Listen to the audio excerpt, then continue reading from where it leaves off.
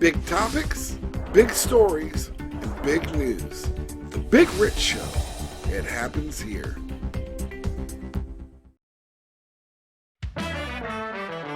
My next guest is from the Bronx, Strong Street to be exact. She's a model, an actress, author, and adventurer. She's been doing it for decades, and she's been doing it big.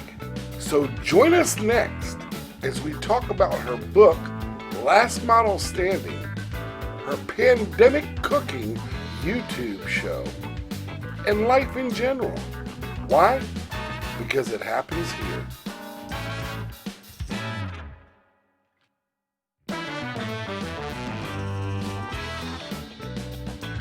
Ladies and gentlemen, welcome to Pandemic Cooking with Wendy. I know a lot of you are saying to yourselves, Wendy doesn't cook, but I have been forced to change my ways like so many of us. So I called up Fresh Direct and I ordered a whole bunch of things. What I didn't realize is some of those things weren't cooked. I'm gonna have to cook them, that's right. So when this giant box came that said it had roasted lemon herb chicken with warm vegetables and spinach salad, I knew I was doomed. The box was just too big, and I said to myself, oh, it's got to have ingredients that I'm going to have to deal with. So, this is what came in that box. I've got my chicken right here. It's called a spat cock chicken. I don't know what that is. Sounds a little dicey, but I'm willing to take a chance. There's my chicken. Here's my vegetables that have to be cut up. I've got onion, what looks like some kind of leek, chestnuts perhaps, and of course a big carrot. And last but not least, I have my spinach salad from Fresh Direct. This is a complete meal. This is the first time ever I'm going to be putting it in the oven. You all know I always kept books in my oven. I've taken the books out, and I'm going to make a chicken. So stay tuned for some real live action of me cooking. Thank you for joining me for my apocalyptic Easter dinner. Hi everybody, welcome back to Pandemic Cooking with Wendy, this special Memorial Day segment. How is everybody doing out there? Are you all ready for your Memorial Day? Oh my gosh, beaches, picnics, kayaking, not only in your virtual mind. But you know what? We can go there and have a really great time anyway. And because it's Memorial Day, I've gone out of my comfort zone. I have to tell you, I've gone right out of my comfort zone for Memorial Day. I called up my friend Evan Lawrence, who really bakes fierce cakes. And I said, Evan, I need a Memorial Day dessert recipe. That's right. We're going to make dessert on Pandemic Cooking with Wendy today. How much fun is that going to be? I've never baked a thing in my life, so it should be really good to see what happens. And welcome to the Big Rich Show. Tonight, it is my honor to welcome a very special guest with me, coming in from the East Coast, and I'm going to say, I believe New York. I have Wendy Stuart Kaplan. Hi, Rich. Hey, how you doing? I am here all the way. I'm in New York City. Yeah, and I'm in the heartland. I'm just right above Texas. I'm the evil stepsister to Texas in Oklahoma. I love it. How are things going out by you? Well, everything has actually been really good except this darn coronavirus. And, I got to tell you, I'm in the epicenter right here in New York. Oh, it's horrible, and I feel for you because I know I watch the news. I try to keep my finger and my pulse on this, and it's just it's devastating. And I don't think people really understand the severity of it yet. And because No, but you know, in New York City we do, because we got hit and we're really climbing on that curve. Yeah. But what people need to know is a lot of places are a couple of weeks behind New York. Mm-hmm. You know, this thing is going to run its course however it is. And you know what we say, we New Yorkers, we stand strong. That's right. People said to me, are you going to go elsewhere? My neighbors left. We have neighbors across the hall. They're all gone. Mm-hmm. I got the whole floor to myself, and I've turned it into a disinfecting station. I have. I love it. My shoes out there. I disinfect my groceries, my mail. I got sprays. I have Lysol. I've got Windex. I got gloves. I got masks. I'm so totally on it. You ever need anything disinfected, you just call me. I am now a pro. All right. We're going to have to add that to your long list of accomplishments through life. This is true, right? I'm going to put that on my resume. Disinfection expert. I know several of my guests are going to recognize you and several of my fans won't. But like I said, folks, her list is long. She's been doing this. I want to say you were one of the very first fitness models as well, weren't you? Absolutely. And I've been, let's see, modeling for forever, for over 40 years, still modeling. Oh, you're and I wrote a book. It's called She's the Last Model Standing. And that's a metaphor, Rich. I'll tell you why. A lot of the modeling I do is called fit modeling. And what fit modeling is, I work with designers to make their clothes fit people. Because you see, when you go into a store and you see something hanging there, you go and try it on. It could be you or a woman, but I fit for women. You go and you try it on, and you got to be able to move in the garment. You got to be comfortable in it. My job is to work with a designer, put that garment on, and tell them the best way to make it fit, because the last thing anyone wants is not to be able to move in their clothes, right? Oh, absolutely. That's the worst feeling when you get It's the word, right? Like if you're in a straitjacket. So, for clothes to sell, they have to fit. And I really am a fit expert. I work with a lot of the major brands. Absolutely. And if you look on the back of my book, She's the Last Model Standing, I talk about some of the brands I work for. Walmart, of course, is, I do panties for them. And as I put on the back book cover, I cover the asses of the masses. But that is the truth. There's nothing worse in having a panty that doesn't fit so well. So my job is to make sure that that fits well, that a coat that you put on fits well, that a sweater or a skirt or a dress, it's like anything. I do all kinds of clothing. And people really appreciate it. There's nothing better than to have somebody come up to you in a designer outfit that you help make fit, and they say to you, I love the way I feel. I feel beautiful. So see, I love helping women feel beautiful. Oh, that's wonderful. I like it. Speaking of beautiful, is this true? You were given the title of Miss New York? I was Mrs. New York. There you go. Even better, because that was a pageant for women who were married. And I was Mrs. New York, and we had our beauty pageant in South Padre Island in Texas. Oh, you would know, it's Texas. Yeah, absolutely. I know where South Padre is at. Right. I had never been there, and they flew us all down there. There's a big convention hall there. But the coolest thing that we did, they flew us all down there, and the first night they wanted to get all the contestants together to have us get to know each other. So that Gulf that's down there, that's the Gulf of Mexico, right? It's there. Yeah, they took us out. I didn't understand what they meant, and they took us out to international waters. That's international waters there. Absolutely. So we went out on a booze cruise, and the water was really rough that night. And we all had our sashes on and everything. We all looked really great. Well, Rich, I got to tell you, one by one, they just started dropping. The water was so rough, and we all drank a little too much. Forget about it. Right. And that was how we all got to know each other that night. It was under some really crazy circumstances. Well, that sounds like it was a lot of fun. I got to tell you, it was a lot of fun, and I ended up winning that pageant for the best sense of humor. Okay. And that's followed me really through my career. Oh, a really cool pageant that I did was the Miss Bikini pageant in Caracas, Venezuela. And for that pageant, so this is the best story in the world, Rich. Okay. I was Miss Switzerland. Now, I don't have a drop of Swiss blood in me, but the guy who put the contestants for that pageant together came to my model agency in New York and gave us all a different country to be from. True story. Oh my God. And flew us down to Caracas, Venezuela, all expenses paid. And the country I ended up with was Switzerland. I do not have one drop of Swiss blood in me, but he gave me a whole thing I had to learn about how my parents were both doctors in Switzerland. How funny is that? That's wonderful. You have to do the accent? I didn't have to, no, thank God it was, people spoke Spanish there. It didn't matter anyway. He was just like, just speak in English and talk about how you live in Geneva and your parents are both doctors.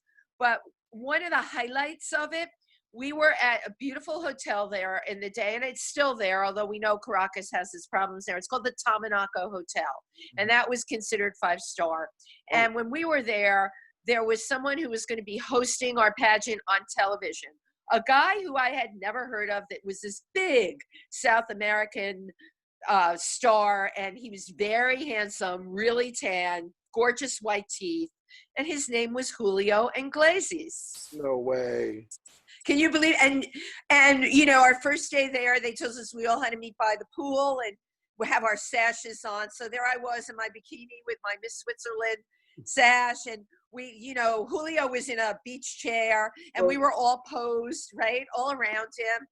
And after, we were like, who the heck is this guy? None of us knew who he was because he wasn't a crossover artist yet. He had, you know, was really known in his country, but not in the United States. And he was as charming as you could possibly imagine. And then we all went on television with him, and he hosted the pageant. I have to tell you, it was such a remarkable time in my life. It was so much fun. And then a short while later, everybody knew who Julio was. Oh yeah, I bet. Yeah. Oh, that's amazing. So you got to meet him right as he was teetering. Just, isn't that great? You know what? My favorite thing, when someone's star is really on the rise, isn't that the best to, you know, take that roller coaster ride up with them? Oh, absolutely. And what's great is you get to know, you know them for who they were, and you just, for some reason, you stay friends, and it's just so great to see their evolution.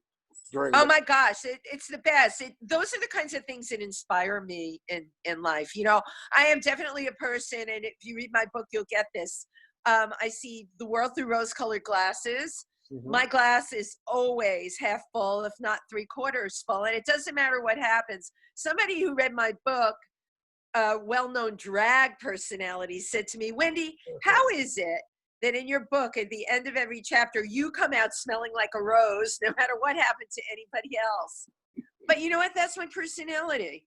Right. Listen, I was born and raised in the Bronx. You know, I'm like, I was taught to look on the sunny side of things. I'm a Bronx girl.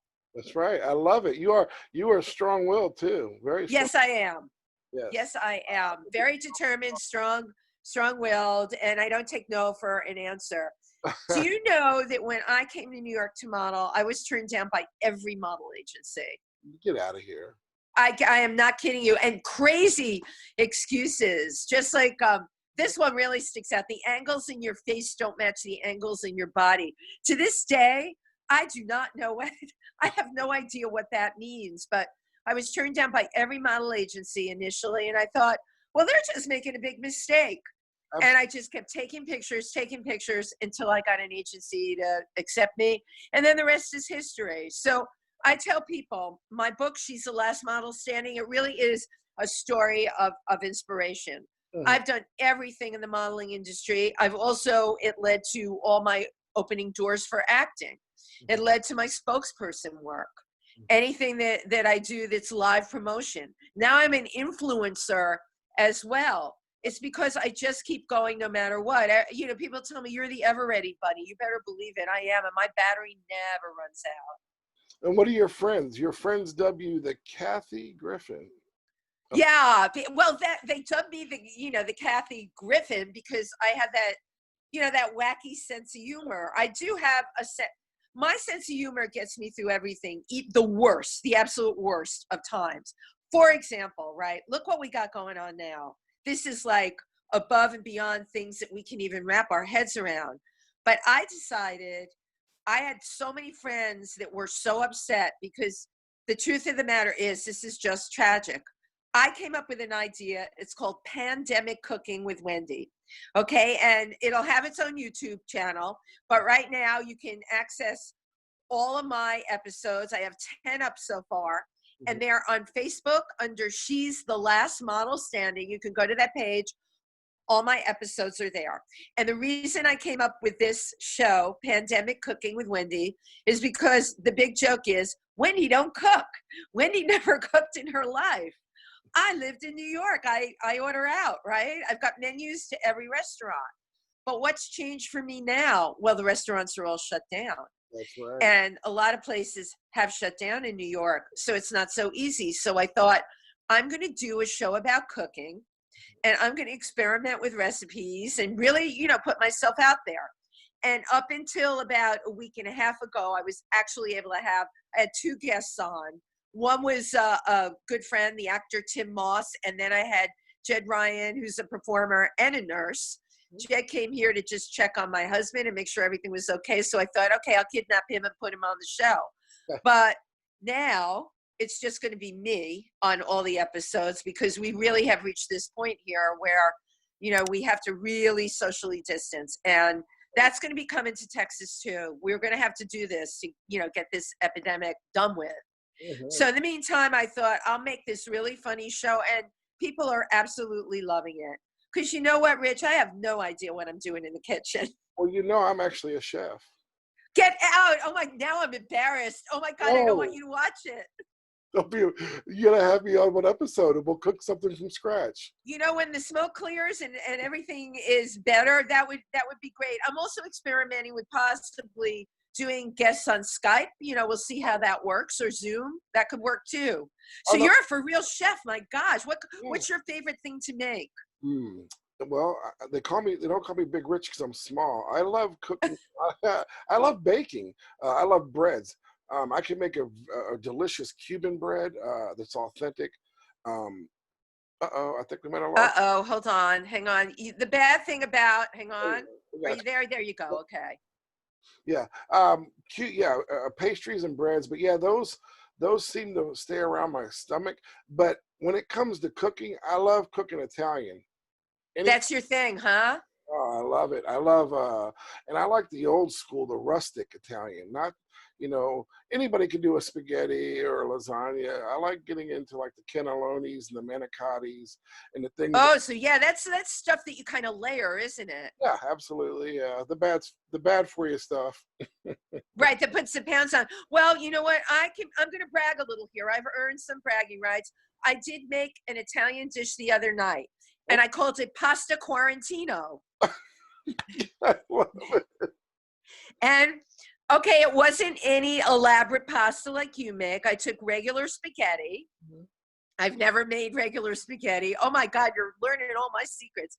And I took a jar of Prego spaghetti sauce, and I put some spices in that, and I put chopped olives. I thought that would give it an interesting taste. It's pretty creative, right? No, yeah. And okay, but wait till you hear what else I did. I took some chopped meat and browned it up in the pan, cut onion into it, poured the sauce in, brought it to a bubble, and then served it over my spaghetti. And guess what? It was quick, it was easy, it was inexpensive, and it sure did taste good. It did. And I would have ate it because you know what? The best tasting food is the food that you don't have to cook. Oh, see, I love that you said that. Like, you're a hardcore chef, but you said you would have eaten it because the best food is the food that you don't have to cook, that's made by somebody else. It is. Even as a chef, yes, I agree with that. And I love anyone's cooking. We all have, cooking is like art. So it is art. Everyone's going to draw the picture or paint different, or they're going to write their poem in a different cadence. No one's the same, and cooking is no different. It's an art. And so every plate, depending on who the artist is going to have a different flavor to it. So absolutely. That's what absolutely. And the thing with cooking, but I love that you compared it to art, right? Because when you do a painting, if you put 4 artists in the room, they're all going to do a different painting. Like I'm sure you've been to those sip-and paints. Mm-hmm. Everyone has a little bit of wine, and then they have to do some kind of still life, right? Yeah. And it's the same object that everyone's painting, but everyone's eye is different. Mm-hmm. When you're in the kitchen and you're cooking, I could take 4 chefs. I could take you and 3 other people. Notice I'm not including myself in this. Yeah. I could take you and 3 other people and, give you a recipe and tell you to go for it. And all 4 of you would have a different way of interpreting it. Sure. Yeah, absolutely. It's a highly personal thing. Mm-hmm. Very, very, very much so. Very personable. And you can learn a lot about a person if you pay attention by the way they cook. Can you tell me how you think you can learn about a person? By the ingredients? Yeah, but also by the way they will cut certain vegetables, or the way they will prepare certain foods. If you watch someone, you can learn a lot about them just by their movement and how they handle themselves. So Really? So let me ask you something. When you watch cooking shows, do Mhm. you observe, those cooking competition shows? Do you observe how the different chefs work and Oh, how it hooks into their personality, right? absolutely. And I can tell you right now, that's if I find myself doing it too much because I'll look over at my son or a friend and I'll say, excuse my French, that guy's an asshole in real life. I can just tell the way he's cutting that papaya or the, That's so funny. so and I don't mean to be rude, but yeah, I focus on, No, I think I'm totally getting what you're saying. Like you can probably tell if someone's taking their anger out when they're chopping. the way, yeah, the mannerisms. It's the mannerisms, right? So actually, being a chef is really a window into the psychology of somebody. Sure. I believe we could do that. Wow, Absolutely. that could be a show within itself. I'm thinking maybe that'll be my next book, Oh, I love that. That would be, right? Last model cooking. yes. Oh, wow, that would be good. And then, maybe a look into the soul through, Right, food is a window to the soul. That's what I think. yeah, absolutely. Food is the window to the soul. I like So when I'm not in the kitchen, I make documentary films. that. I did not know that. Yeah. So, so this whole kitchen thing for someone like me, you have to understand, no joke. This is a whole new life I've had since this all started, right? Mhm. But I like to say in my real life, but now I have a new real life, don't we all, right? It's different now. It'll never Things are stop going to be being- different. Yeah, things will be different going forward. So I make documentary films, and one of the films I have out currently is called Whispers and Witnesses, Primate Rescue in Cameroon. My husband was a videographer on that. We work together. We have a very small crew. And I try and do documentaries that tell a story of people who have stories that I think need to get out there. Mhm. And I met two amazing women that were rescuing gorillas and chimpanzees in Cameroon in Africa. And people say to me, well, why do they need to be rescued? Well, if you follow what has, been happening, we all know about what's happening with elephants with poaching and rhinos with poaching. Yeah. What's happening with gorillas and chimpanzees is they're killed for, one of the things they're killed for is what they call bush meat, for Mhm. their meat. Their meat is considered a delicacy, and it's sold for a lot of money in the Middle East and in China. And I'm sorry to say there are places I've been told, in the United States as well, that's doing that, right? So what they do is they will kill the mother, and then the baby is left to fend for itself. So what these women do is they get the babies and they get volunteers to help raise them. And unfortunately, once the babies start to grow, they're put with other babies that have been rescued, but none of these gorillas or chimpanzees really can ever be released, because the first year of their life, they've been raised by humans. Then they're put in with, other primates, but that's it. So they keep them like in 4-acre enclosures, which is great. They're safe there. They won't be poached again. But can you imagine dedicating your life to doing that, to protecting gorillas and chimpanzees? And the two women that I interviewed, Dr. Sherry Speed and Rachel Hogan, have devoted 10 years of their life to 20 years of their life to doing this. It's really quite amazing that this is how they want to, live their life and get the word out there. So the film is about them. I want all of these places that are doing really incredible, unique things, I want the word to get out. Mhm. Because, we watch National Geographic, we watch the Discovery Channel. Do you watch all the nature shows, Rich? When I have time, yes. When you have time, right. I But, love my favorite thing yeah, go ahead. is nature and yeah, yes. I'm going to All say, right. because I'm remembering now that you're speaking of gorillas, I watched a documentary about the tigers and the bad things that were happening to them here in the Oh, US. totally. So It's interesting with the tigers. It's funny that you saw a documentary, because the way they're turning the tiger situation around. India is a very easy place to do that in. Mhm. One of the reasons is you know, people in India are dedicated vegetarians. Okay, number one. The second thing is very close in their culture is family. And they want the tigers to be there for their children and grandchildren. So they have had, I know a tiger expert that's working there, they've had a really easy time turning around the saving of the tiger there and not poaching it, which is really wonderful. You know, so tigers are going to come back there. The problem is other parts of the world. Oh, and the government gives subsidies, good ones, right? Because, you know, money's always involved. The problem is in places like Africa where people are very poor and there aren't these subsidies. You know, if they think that by killing a gorilla or a chimpanzee, they can feed their family for a year, what do you think's going to happen? So we have to be very mindful that there has to be ways for people to make money.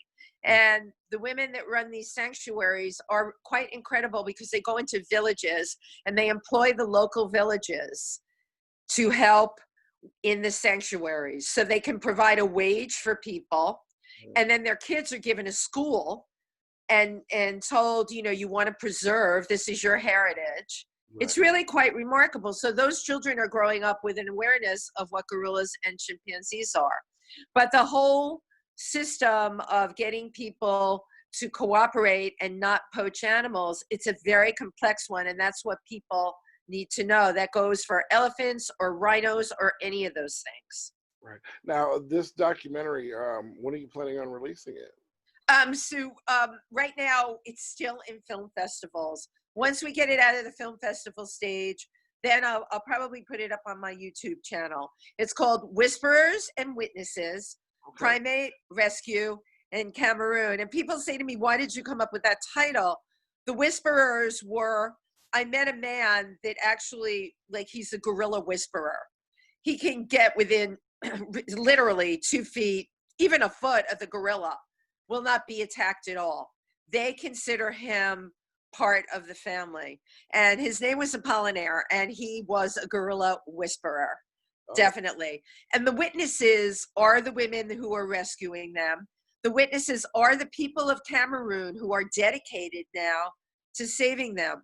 I try and tell stories where it is a win-win situation for everyone. I want my films to give people hope. You know, I think that's something all of us need.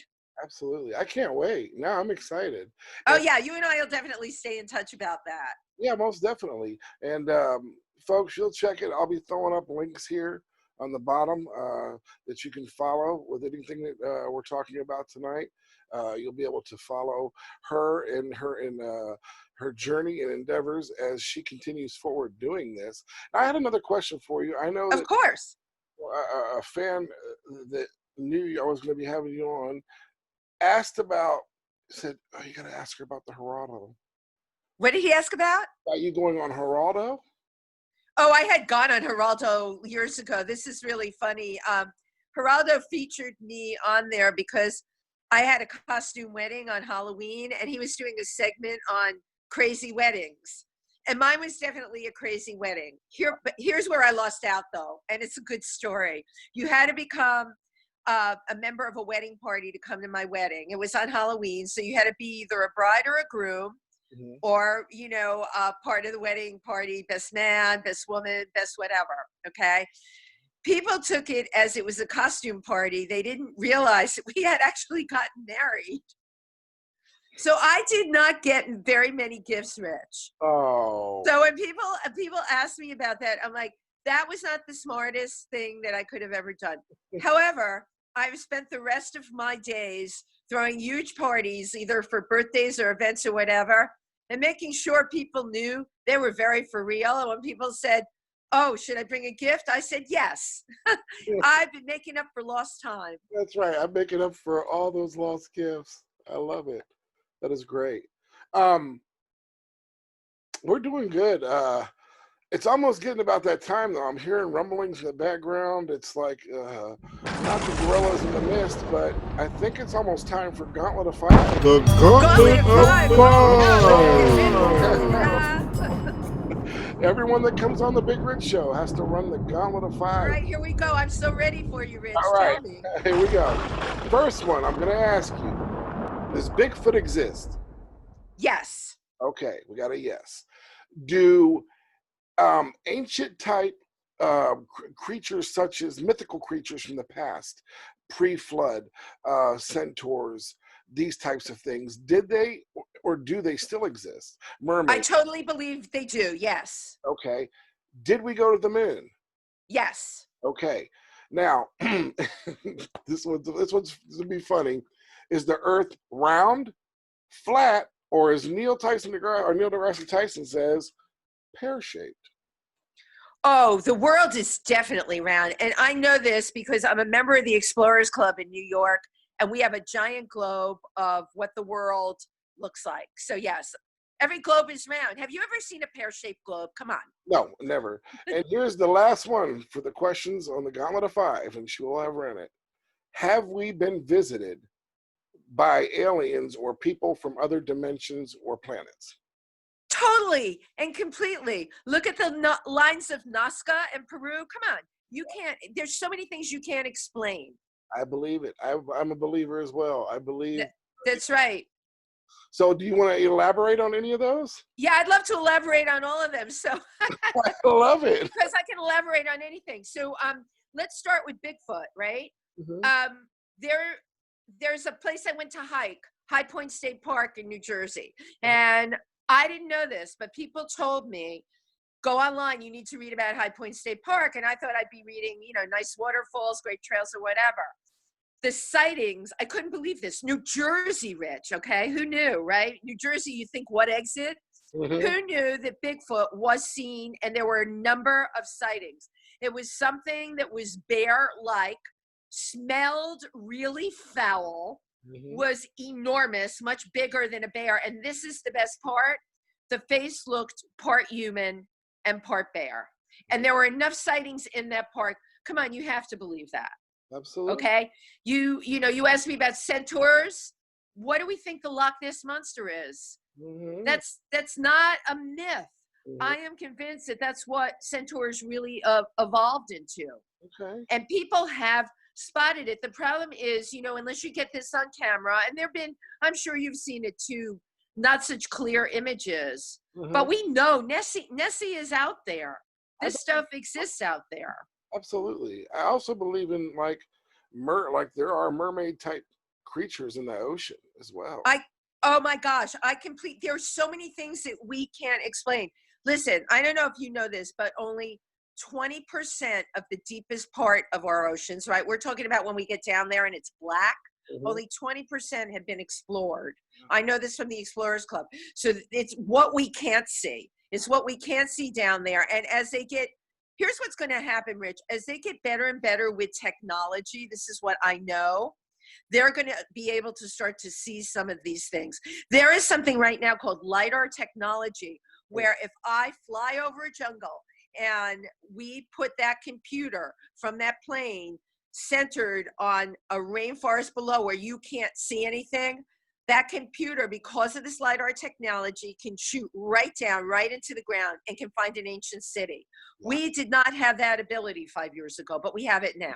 Right. So I think a lot of things you and I are talking about, they're going to be able to reveal what's really going on. And the lines of Nazca and Peru. Oh yeah. Come on, have you seen them? Oh yeah, yeah. Yeah, I flew over that. You can't explain that. You cannot. And the irony is, when you're on the ground, mm-hmm. you can't see it. So how is it that you are able to see it when you're above it? How is it? And we also know how old Peru is. I'm telling you, these old places in the world had all kinds of stuff with civilizations happening, but these civilizations have totally disappeared. But the fact that they disappeared, we can't say that they don't exist. And I think in the future, you and I are going to have a lot of discussions about this. I love it. Yeah. Yeah, there's so much to it. I've done a ton of research on that. You have? The Mayans, the Aztecs. Actually, I did a thing on stone steps that lead to doorways that go nowhere, that possibly could have once been portals that we could take from one part of the earth to another. That they were actual portals, right? Because where did they lead to, and why would they have been there? Right. And they were so tall, like as almost as if like this hybrid, maybe giant slash human type humanoid could walk through them as well. Right. Why would they have been so tall? Where were these stairs and portals? Where were they? Well, some of them were in the Aztec and Mayan temples and in the jungles. I've been there. I've been to Tikal. I've been to Machu Picchu, and I know what you're saying is absolutely true. And they have the same things over in what they call Eurasia, that Yes. area of the world. And their jungles around, like what is that? It's one of the wonders of the world.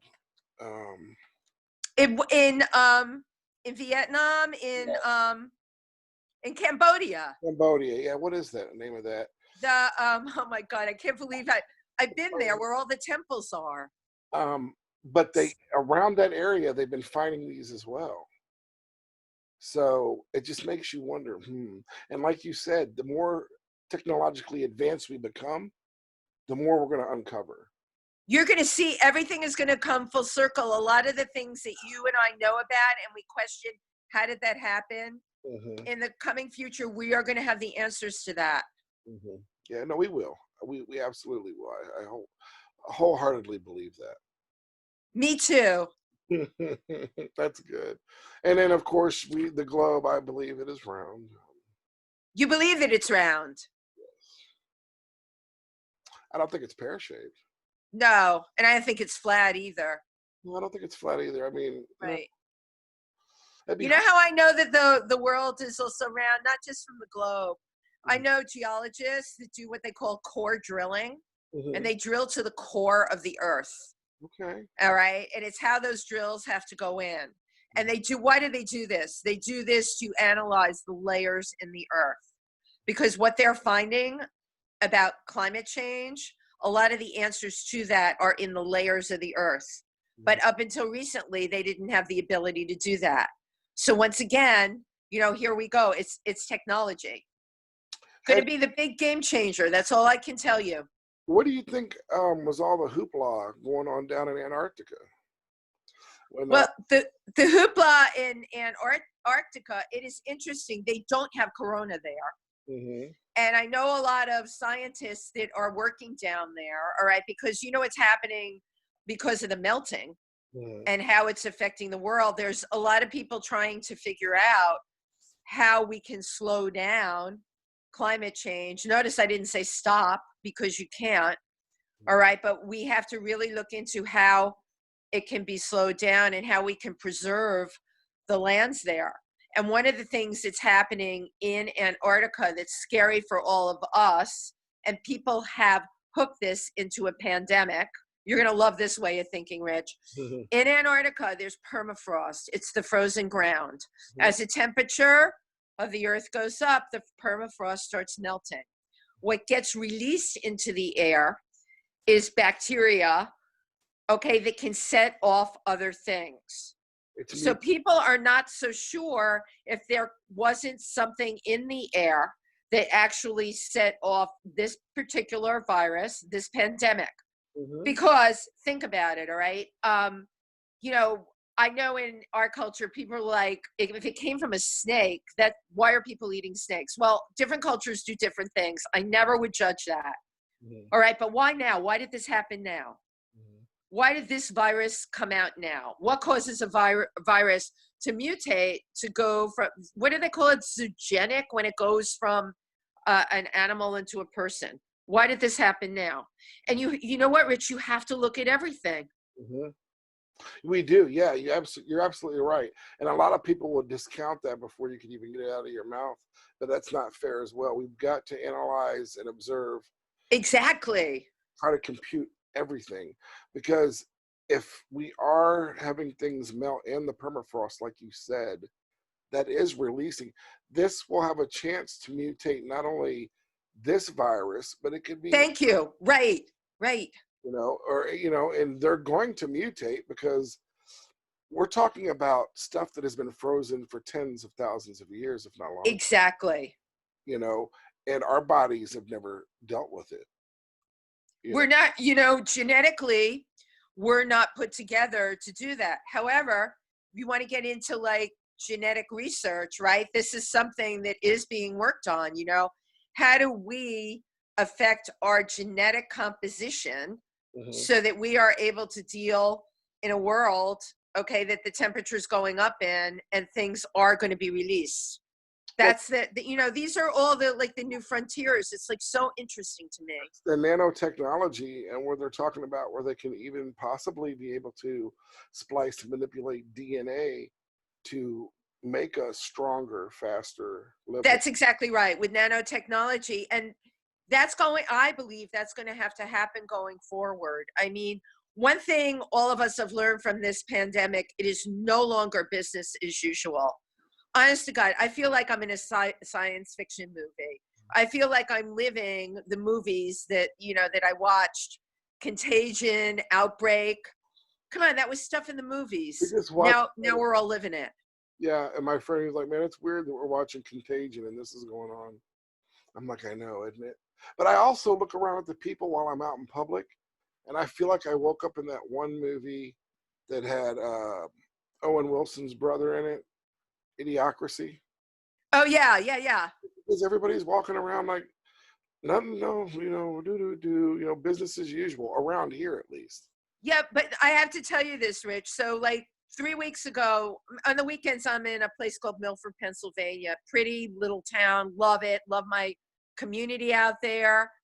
But I throw events out there, and I gave an event. It was March 6th, and at my event, people were coming over to hug me and shake my hand. And I'm like, hey, this is the beginning of March. I'm like, you need to stay back. There's a virus. And I was told by each and every person, they were like, Wendy, why are you being so paranoid? It's that virus is in China. It's not here, or it may be in New York, but it's not here. I was told that by everybody. And then the next day I went on a hike with a bunch of very savvy New Yorkers, weekenders that were out there, savvy, smart people. Same thing, we all met. That's when I went to High Point State Park, where Bigfoot is, right? They got out of their cars, and they're like, hey, how are you? Went to hug me, shake my hand. I jumped back. I'm like, no touching. We need to stay. This is before they even started telling people. I said, we need to stay apart. This virus is highly contagious. And everyone looked at me like I'm a wacko. Now, you know this, Rich. I make films in remote parts of the world. I've been exposed to everything. Oh, yeah. So if I'm telling people you need to stay back, there's a reason. So that was March 6th. Do the math. Today is April 1st. My wonderful little town. Okay, New York, of course, got hit 2 weeks ago, and now we are really climbing on that crest that's going to crescendo at the top where we want to flatten that curve. But out in my town now, it's crazy. It's crazy in Milford, Pennsylvania, because people, as you said, they were in Walmart without face masks a week and a half ago. Okay, they were in Price Chopper without face masks, crowded places. You know how much virus was spread in that time? Oh, yeah, horrible. But everyone realizes now it is no longer business as usual. All right, there's a place. Do you have a chain by you called Turkey Hill? No. Okay, well, it's a chain, right? And it's a gas stations. It's got a lot of pumps, and it's got a big deli attached to it. And we all go there. We'll pick up ice cream, right? Turkey Hill ice cream, which is so great. But they shut Turkey Hill down because one of the employees has the coronavirus. Now, in the last 2 weeks, the amount of people that were in that deli in there, the store's not that big. All right. That employee was obviously contagious. This is the way it works. Contagious, but had no symptoms. All right. And then it comes on. But the amount of people that were exposed to the virus, I don't even want to count how many. And that is how we have to think. So my thing I want to say to you, be safe, be careful, stay 6 feet away. Those 6 feet away rules really have to apply to every person in this country now if we're gonna stop this. Absolutely. You folks hear that? I mean, I'm telling you, listen to what she's saying. Take heed right now. And listen to me as well. I've been telling my friends and family and fans and everyone since probably late December when I first found out about it going on in China. Because I got a military insider that I talk with every now and then. He was like, So right. I knew in December, he's like, man, it's about to hit the fan in China. And it was late December. Why did we not stop flights to China? Why did we not stop that? That's what I keep asking is, why did we continue? Why did we continue? Why did, Travel? you know, a lot of us have a problem, right, in the world, as long as it's over there, right? I call it the over there syndrome. The over there syndrome has nothing to do with us. And it's interesting because my friends in Pennsylvania are like, you're not staying in New York. Are you? Come out to Milford. It'll be really safe for you there. And I'm like, no, it's not. You're just 2 weeks behind where we are. You know, because here I am in New York, and to them, I'm over there. I'm in New York. It's something happening in New York City.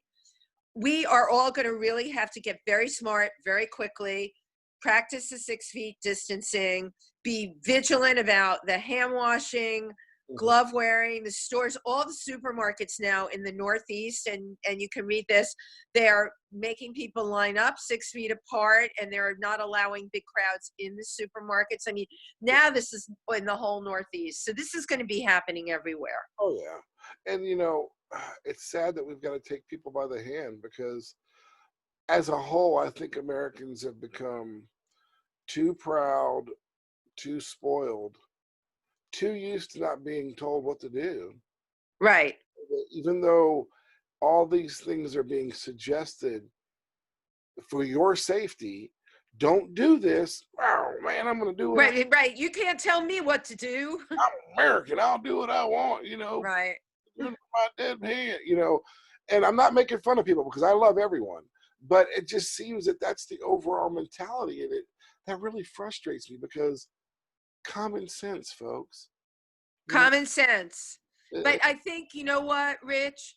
I can tell you this. I'm watching a change in Pennsylvania. I know in the Northeast now there's a big groundswell. They're believing what they're told and they're abiding by it. People here are taking it real seriously. As we have more and more outbreaks in different parts of the country, people will start to take it seriously. And, you know, I believe we all owe it to ourselves as Americans. Okay, this is the real deal. We owe it to our brothers and our sisters. We have to do the right thing. We have to flatten the curve. Absolutely. It's up to us. Absolutely. I love it. I love it. You know, man, I have had such a wonderful time tonight with you. Me too. You're amazing. And I feel like I've gained a new friend, not only bringing somebody onto the show to talk with, but I feel like when I'm talking, I feel like it's like, hey, it's a friend I talked to, I've known for 20 years, and we're just picking up the phone and catching up. You know what, Rich, I feel the same way. It's been really great being here today. Thank you so much for having me. Absolutely. And I hope the fans enjoyed that. And I loved every minute of the Gauntlet of Five. I loved the story you told. You know, about being able to meet Julio Iglesias before he cool, right? Right on his peak of becoming Yes. popular. And then you're so knowledgeable about I guess what we could say fringe and paranormal science. It's amazing. I love it. You know what it is? I mentioned the Explorers Club, which is, we're worldwide. There's only 3,400 members in the world, but it's made up of a lot of scientists, a lot of people that go on expeditions, filmmakers, but we all have like one thing in common that is a thread. We're all curious and we're fearless, and we want to go out there and we want to know why are those lines of Nazca there? You know, why is that particular culture following those rules, you know? And we're made up of so many different kinds of people, but I got to tell you, that curiosity factor, it just doesn't go away. It burns inside of you, and you always want to know why. And I can tell you're that kind of person too. Oh, absolutely. I definitely am. I love, there's a guy, L.A. Marzulli. I don't know if you've ever heard of him. I don't know, but tell me who that is. He is originally from Santa Monica. They lost their home in this last fires. So sorry. Yeah, it's not good, but he's relocated to Oklahoma, of all places. It's kind of ironic, but he has put out several books and several documentaries, and it's called On the Trail of the Nephilim. And he's trying to prove the existence of angel-human hybrids from the days of the past. And he's found some of these skulls in Peru. In Peru, of course. Yeah. There's some fields in Peru where these skeletons are just, you could find them but no one's allowed. The properties. Interesting. And they were kind of snuck on by somebody. And so he delves into that world. And it's so, I love how the man is brilliant. And if you have a chance, his name is L.A. Marzulli. And it's called On the Trail of the Nephilim. And brilliant. And it's L.A. Marzulli. Okay, I'm going to have to write that down unless you can text it. Oh, just email it to me. Can you do that?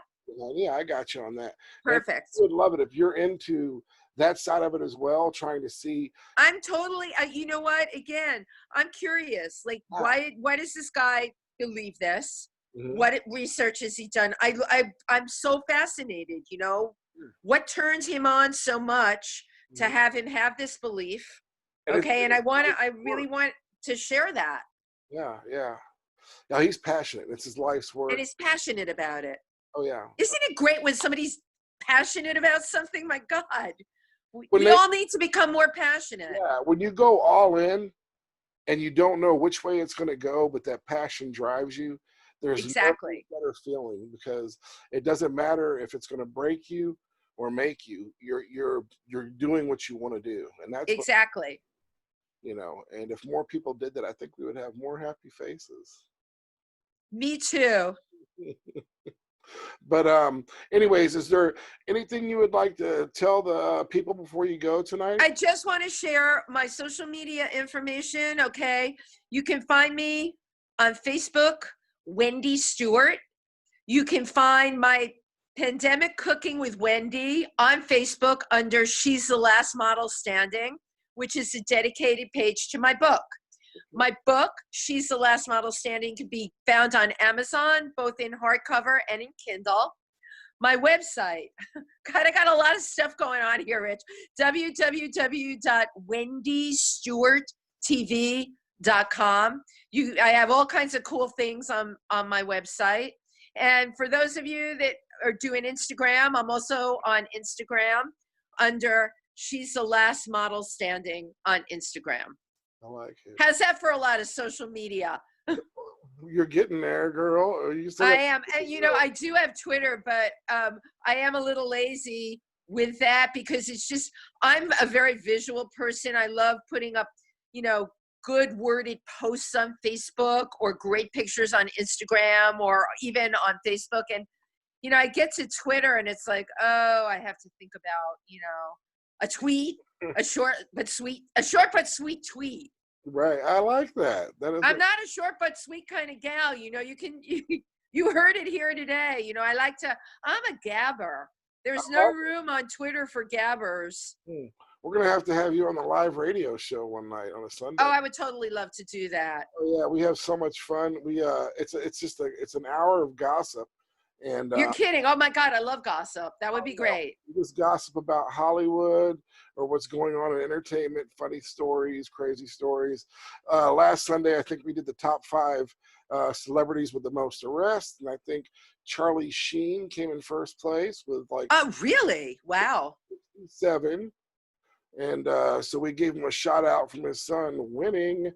No, I mean, but and then Martin Sheen. It was just wild. It was the list, and then Lindsay Lohan was on there. But we just Lindsay Lohan. Oh my God, what happened to Lindsay Lohan? I haven't heard her name in ages. Yeah, all right. So Lindsay Lohan and what was that lady that was married to Kurt Cobain? Courtney Love. Courtney Love. They were tied for 3rd place, and I believe that they had. I don't want to get the number right. I think 7 total arrests. That's so great. You can rate your celebrity by the amount of jail time they've had. By the amount of jail time. But yeah, I guess Hollywood's ultimate bad boy was Martin Sheen, though. Yeah, I remember that. Yeah, so there's got to be ones though that were worse than that. Well, there was a couple that were close, but he has the most record, like on record. You can look them up publicly. And it was close to 67, Martin Sheen. Are you kidding? My gosh. Isn't that hilarious? Oh, but we had a good time though. And then we do another section on there. It's called Where's the Beef? And we kind of have Sam Elliott going, beef Wellington. And then it's the ladies from the old commercials, where's the beef? And then with this music going, that kind of plays in, and we pick, you know, anything from entertainment music or whatever from now or the past that two celebrities had beef with each other, or, you know, an issue, and we relive it and talk about it for about 5 minutes. I think that's so funny. People, Yeah. and your audience must love it. Oh yeah, they love it. They love it. It's fun. Yeah, we get interaction. People will actually text in or message in during the show, and we'll give shout outs and we'll read those live during the radio show. So it's kind of an interactive deal. It's real fun. Oh yeah, it's great. We're gonna have you on one night if you would like to come on. Oh my gosh, I would just love it, you know? Yeah, we'll bring you on and we can. I'll brush up on my celebrity gossip. Well, we can talk cooking or something. I don't know. Yeah. Right? All right. Well, folks, there we have it. Tonight we had the wonderful Wendy Stuart Kaplan with us, and I'm gonna tell you what: if you didn't pull something away from this, then you just weren't listening. And I'll tell you what: we've got her information, and I will also post that on my website. And you know where you can find that? That's BRRS-MEDIA.com. And like I always say, folks, God bless, stay safe, and have a wonderful night. Good night.